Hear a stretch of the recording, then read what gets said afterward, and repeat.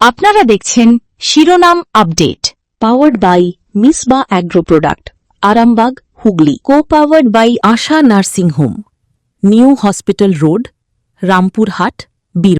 নমস্কার, আপনারা দেখছেন সংবাদ শিরোনাম। আর শিরোনাম আপডেট নিয়ে আপনাদের সঙ্গে আমি রয়েছি মান্টি। আজকের এই বিশেষ প্রতিবেদনে আমরা আলোচনা করব এমন একটি অত্যন্ত গুরুত্বপূর্ণ বিষয় নিয়ে, যা আগামী দিনে আমাদের পশ্চিমবঙ্গের অর্থনীতি, শিল্প এবং কর্মসংস্থানের ক্ষেত্রে এক বড় পরিবর্তন নিয়ে আসতে পারে।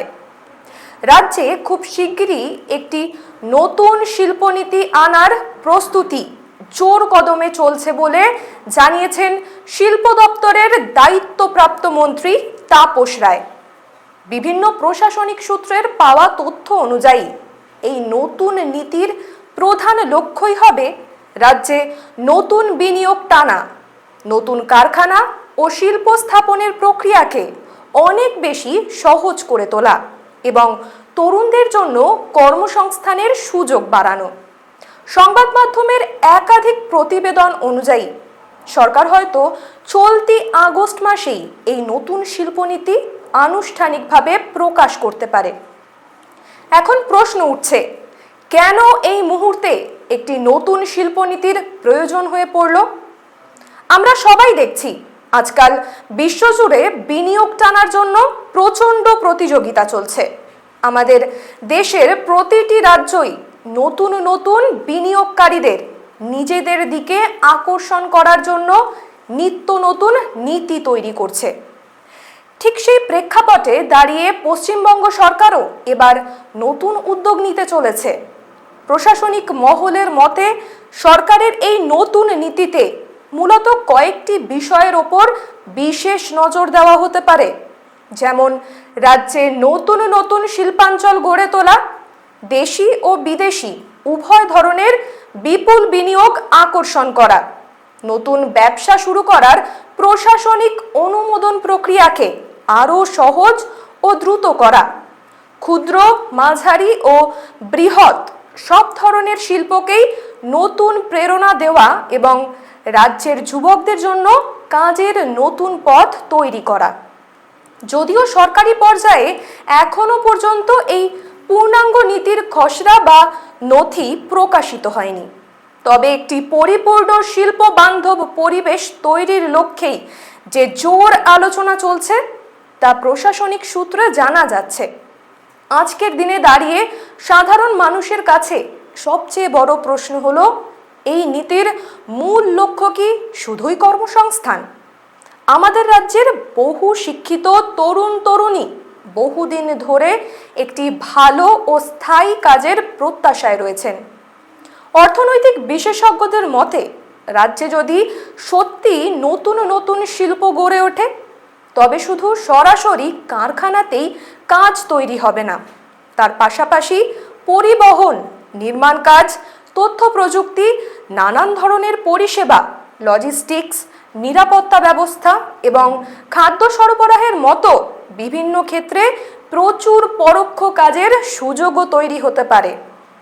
তবে কতজনের কাজ হবে বা ঠিক কত দিনের মধ্যে হবে সে বিষয়ে সরকার এখনো কোনো নির্দিষ্ট সংখ্যা বা সময়সীমা আনুষ্ঠানিকভাবে জানায়নি। এবার প্রশ্ন আসে, ঠিক কোন কোন খাতের ওপর সরকার সবচেয়ে বেশি জোর দিচ্ছে? প্রাথমিক আলোচনায় দেখা যাচ্ছে ম্যানুফ্যাকচারিং বা উৎপাদন শিল্প, ইস্পাত শিল্প, ইলেকট্রনিক্স, সেমিকন্ডাক্টর, খাদ্য প্রক্রিয়াকরণ, লজিস্টিক্স, ক্ষুদ্র ও মাঝারি শিল্প এবং তথ্য প্রযুক্তি খাতকে বেশি গুরুত্ব দেওয়া হচ্ছে। এমনকি সাম্প্রতিক সময়ে আন্তর্জাতিক স্তরের সংস্থা জাপানের মিৎসুবিশি পশ্চিমবঙ্গে সেমিকন্ডাক্টর ইউনিট স্থাপনে দারুণ আগ্রহ দেখিয়েছে। এটি রাজ্যের উচ্চ প্রযুক্তি শিল্পে বড় বিনিয়োগের সম্ভাবনা অনেকটাই বাড়িয়ে দিচ্ছে। একই সঙ্গে বড় বড় বিনিয়োগের সম্ভাবনাও দেখা যাচ্ছে।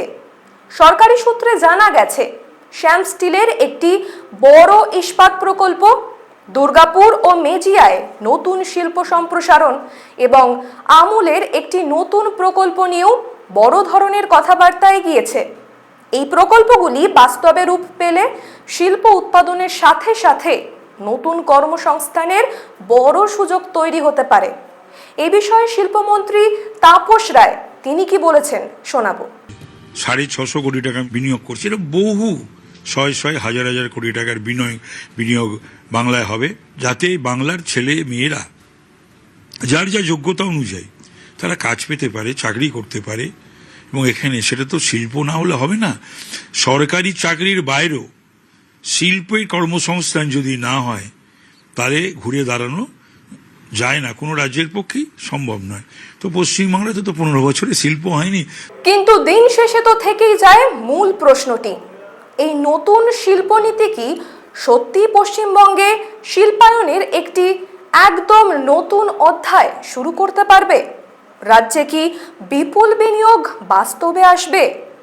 আমাদের ঘরের তরুণ তরুণীদের হাতে কি সত্যি পৌঁছাবে নতুন নতুন চাকরির সুযোগ? এতক্ষণ আমরা আলোচনা করলাম কেন রাজ্যে নতুন শিল্পনীতির প্রয়োজন হয়ে পড়েছে এবং কিভাবে রাজ্য সরকার বিপুল বিনিয়োগ ও কর্মসংস্থান বৃদ্ধির লক্ষ্য নিয়ে সামনের দিকে এগোচ্ছেন।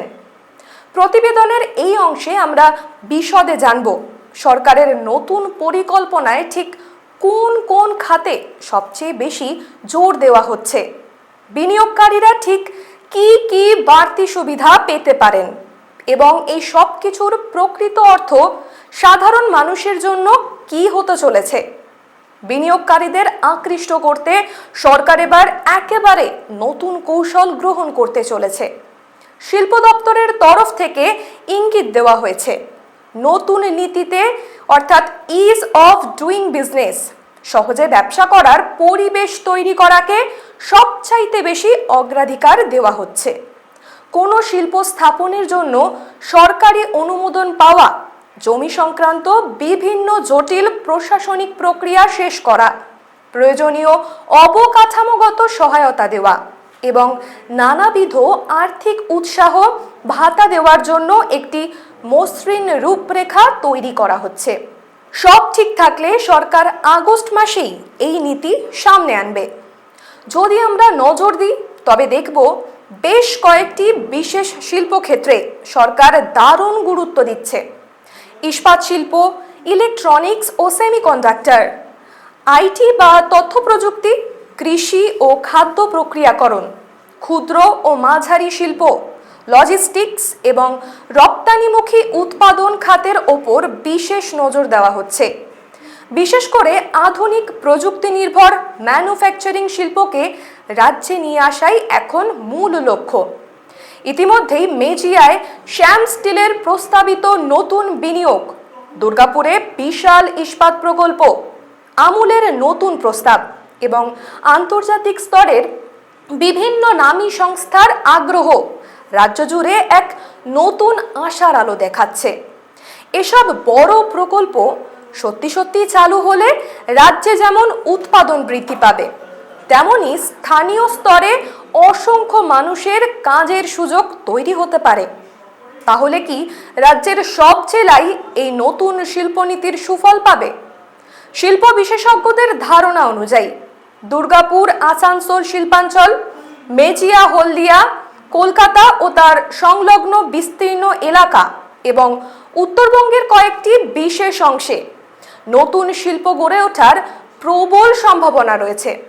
বিশেষ করে উত্তরবঙ্গের সার্বিক শিল্পোন্নয়নের জন্য শিল্পমহল সরকারের কাছে একাধিকবার দাবি জানিয়েছে এবং সরকারও সে বিষয়ে ইতিবাচক চিন্তা ভাবনা করছে। মেজিয়ায় মুখ্যমন্ত্রী শুভেন্দু অধিকারী তিনি কি বলেছেন শুনুন।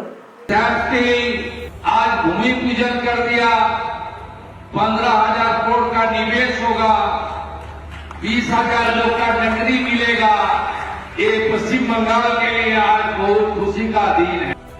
আমরা প্রথমেই যেটা করেছি, আইন শৃঙ্খলাকে ঠিক করতে হবে। গুন্ডা দমন আইন, কারখানার গেটে তালা লাগালে আপনাকে হাজতের ভিতরে থাকতে হবে। কারখানায় এসে গেটে ভেঙে দিয়ে গেলে 3 গুণ আদায় করবো। चल এই পুরো প্রক্রিয়ায় রাজ্যের যুবকদের জন্য কি বার্তা রয়েছে? শুধু বড় বড় কারখানা তৈরি করাই নয়, শিল্পের উপযোগী দক্ষ জনশক্তি তৈরি করাও সরকারের একটি প্রধান লক্ষ্য হতে পারে। রাজ্যে নতুন শিল্প এলে বিপুল সংখ্যায় দক্ষ প্রকৌশলী, আইটি কর্মী, কারিগরি টেকনিশিয়ান, আধুনিক মেশিন অপারেটর, সুপারভাইজার, হিসাব ও প্রশাসনিক কাজের কর্মী এবং নিরাপত্তা ও লজিস্টিক্স কর্মীর দারুণ প্রয়োজন হবে।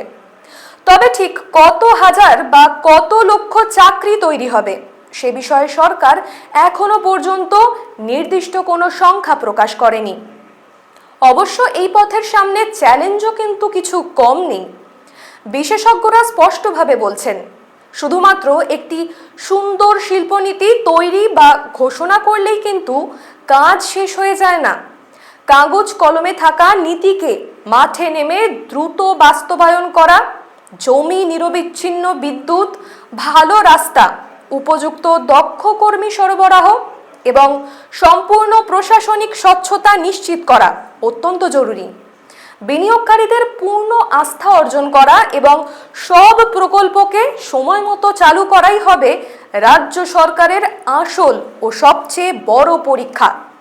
তাই বোঝাই যাচ্ছে এই নতুন শিল্পনীতি কোনো সাধারণ সরকারি খাতা বা নথি মাত্র নয়। এটি রাজ্যের ভবিষ্যৎ অর্থনৈতিক গতিপথ, বিনিয়োগের পরিবেশ এবং নতুন কর্মসংস্থানের দিশা নির্ধারণে অত্যন্ত গুরুত্বপূর্ণ একটি ভূমিকা পালন করতে চলেছে। তৃণমূলের জামানায় নিয়ম করে বছর বছর বাণিজ্য সম্মেলন হয়েছে, ভুরি ভুরি প্রতিশ্রুতি এসেছে, কিন্তু রাজ্যে ভারী কোনো শিল্প আসেনি। উল্টে একের পর এক কারখানার ঝাপ বন্ধ হয়েছে। কিন্তু সরকার বদলেছে, রাজ্যে ৩৫,০০০ কোটি টাকা বিনিয়োগের পরিকল্পনা করেছে রশ্মি গ্রুপ। কি বলছেন রশ্মি গ্রুপের জয়েন্ট প্রেসিডেন্ট, শুনুন। crore ইনভেস্টমেন্ট আমরা প্ল্যান করেছি। একটা ট্র্যাক রেকর্ড আছে, আর আমরা যেরকম ভাইবস দেখছি, Bengal industrial scenario will be completely change. প্রতিবেদনের পরের অংশে আমরা তুলে ধরব এই শিল্পনীতি নিয়ে বিভিন্ন শিল্পপতি ও বিশিষ্ট অর্থনীতিবিদদের গভীর বিশ্লেষণ, সাধারণ মানুষের বিপুল প্রত্যাশা এবং আগামী দিনের সম্ভাব্য নানা চ্যালেঞ্জের কথা। আমরা থাকবো এই নিয়ে আলোচনায়, তবে তার আগে শিরোনাম আপডেটে সময় একটা ছোট্ট বিরতির। সঙ্গে থাকুন। যে কোনো উৎসবে আর অনুষ্ঠানের ভুরি বোঝে বাঙালির অন্যতম ভরসা নিবেদিতা রাইস মিল। বিশ্বমানের সেরা চালের একটাই ঠিকানা, নিবেদিতা রাইস মিল। আমাদের কাছে পাবেন উচ্চমানের ও সুস্বাদু লক্ষ্মীভোগ মিনিকেট চাল, ভোগরত্না চাল, এসএস প্রিমিয়াম বাসমতি চাল ও জিরাকাঠি চাল। আমাদের যোগাযোগের ঠিকানা রাকুনা ঝাড়ুল, গলসি, পূর্ব বর্ধমান। আমাদের মোবাইল নম্বরটি হলো 9434003339, 9434014660 এবং 9083277768।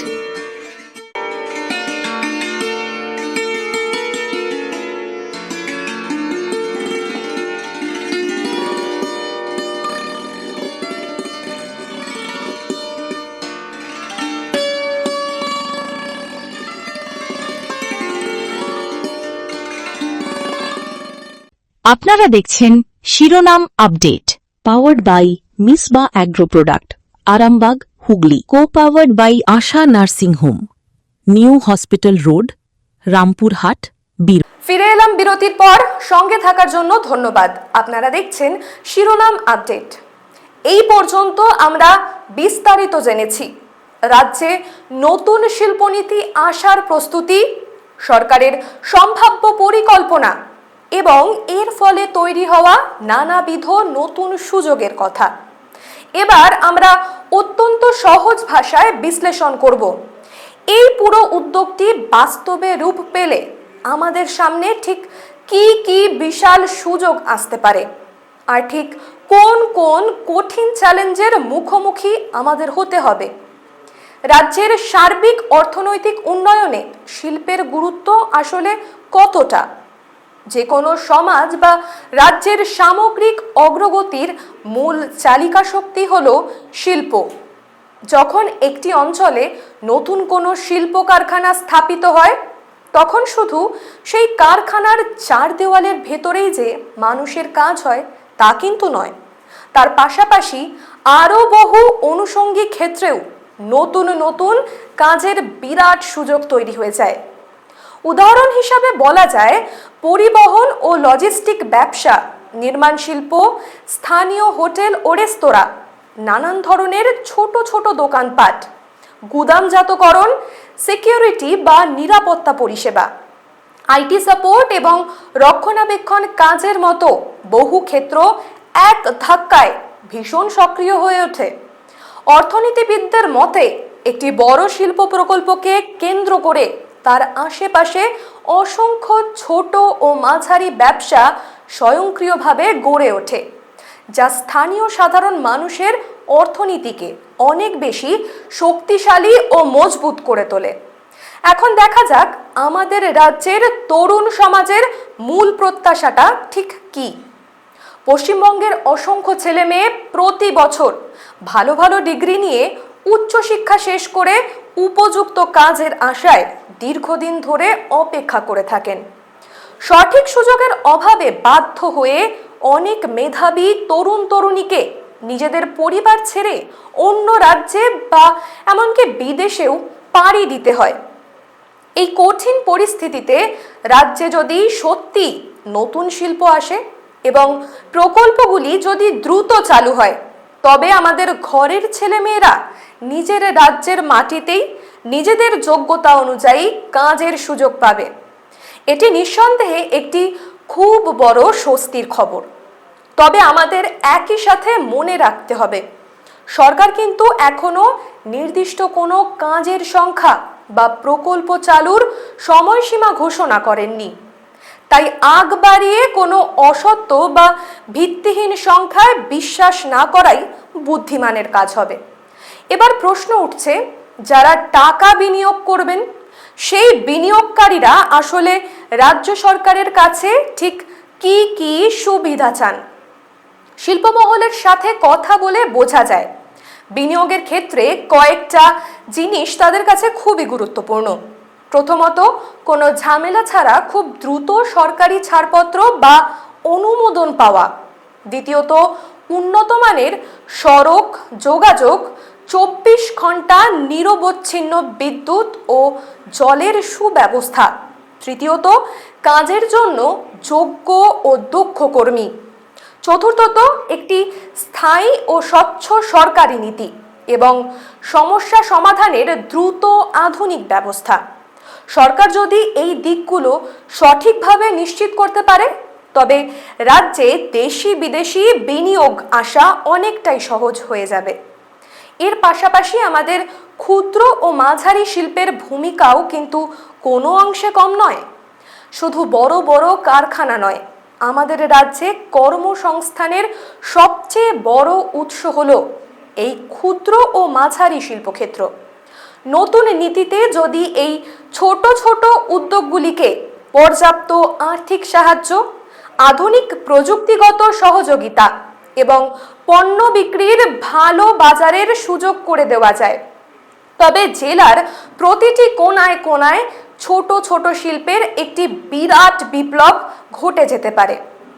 বড় শিল্প এবং ছোট শিল্প যখন একসাথে হাত ধরে এগোবে, তখনই রাজ্যের অর্থনৈতিক ভিত্তি সবচেয়ে বেশি মজবুত হবে।